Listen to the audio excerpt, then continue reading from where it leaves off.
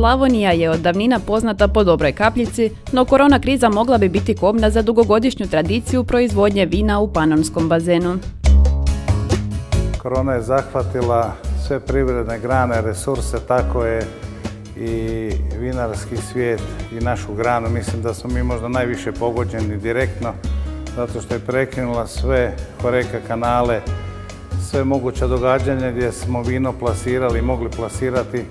Iako su nekako izgurali 2020. vinari i vinogradari nisu pretjerano optimistični oko narednog perioda. Ono što prodamo na pragu, to je minorno za naše troškove za održavanje i željeli bi da država, koliko je pomogla, da još više da vjetra u leđa, jer jednostavno mi dugo još nećemo izdržati. Vladine mjere pomoći za isplatu plaća radnicima ovome sektoru nisu od pretjerane pomoći, jer se ogromni iznosi troše na sezonske radnike, ističe Markota.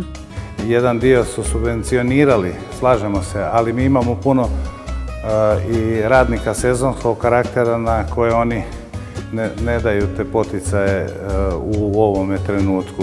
Mi godišnje imamo samo za takva izdvajanja preko 600.000 kuna za sezonske djelatnike.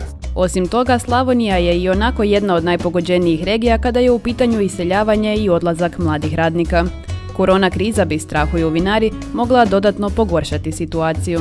Mi ako djelatniku dajemo minimalac, bojimo se da ćemo te ljude uspjeti zadržati i dalje, jer oni će sebi tražiti druga rješenja ili će čak otići van, biti vozači negdje, ili oni imaju svoje obitelji gdje moramo svi egzistirati i raditi.